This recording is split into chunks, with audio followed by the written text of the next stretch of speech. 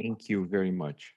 I would normally say good evening, but I've seen people from Australia and other places, so I think that's not very appropriate anymore, right?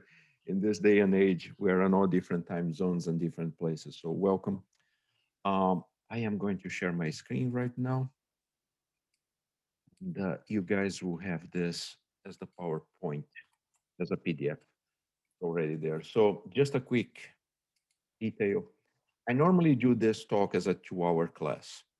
Of course, here, because of the time, we're gonna skip the exercise, and where the exercise would be, I'll just do a brief pause and answer one or two questions, and then we'll go back to me talking without boring you guys too much, hopefully, and then we'll do more questions and answers at the end.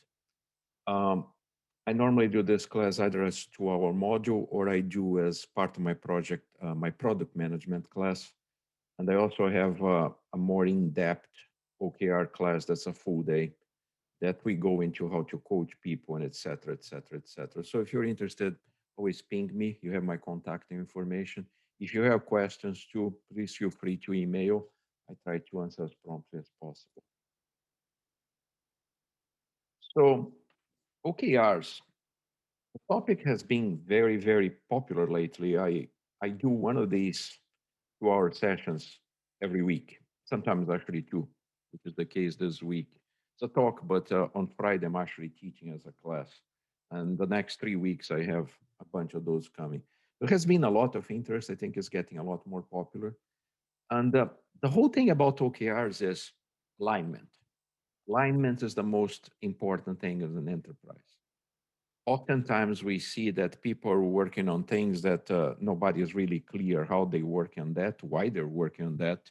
There's a lot of what we call invisible work in a corporation, and the larger it gets, the more invisible work uh, it shows up.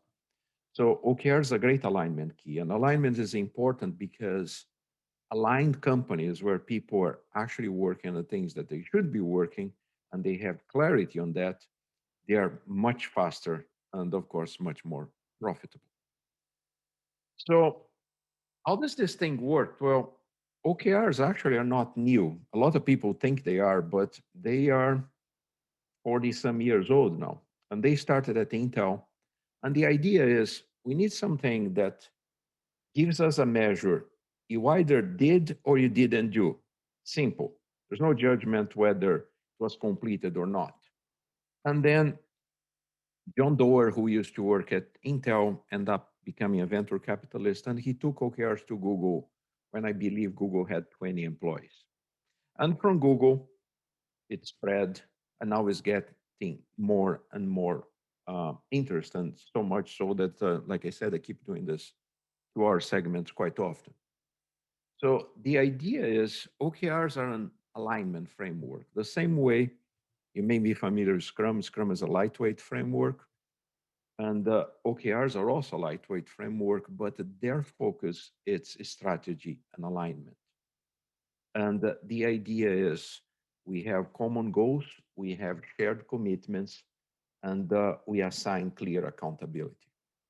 Now, when it comes to accountability, I every time I mention this word, I hear somebody in the presentation or the class saying, "But Q, accountability is usually something that happens when they have to find someone to hang to dry, right?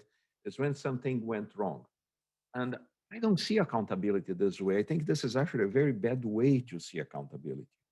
What accountability is all about is it actually helps drive results. When people have ownership, they take pride on their work, they do their best to deliver something. So accountability is about getting people into delivering the best things they can because they have pride on delivering those things, and not something that you put people hanging to dry when things go wrong. That's actually the worst possible thing you can do.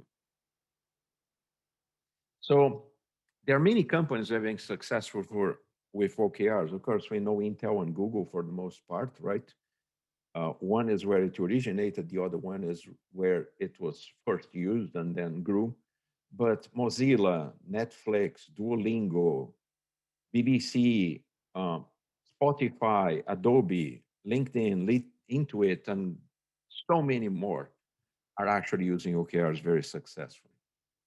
So the idea behind OKRs is to have three principles, right? That really reminds me of the three pillars of Scrum, but they have to be simple and agile. Quarterly and sprint OKRs are great when you are doing agile things because they align with the sprint and they align with normally the release cycle, right? They are all about being transparent. It's about having clarity so everybody can align behind an objective. Pretty much like Scrum, right? And they also encourage collaboration because people know what they're supposed to be working on and how that connects to stuff that other people are doing, right? It's also something that we voice quite a bit in Scrum, right? People collaborate to deliver something at the end of the sprint. But they're very similar on that.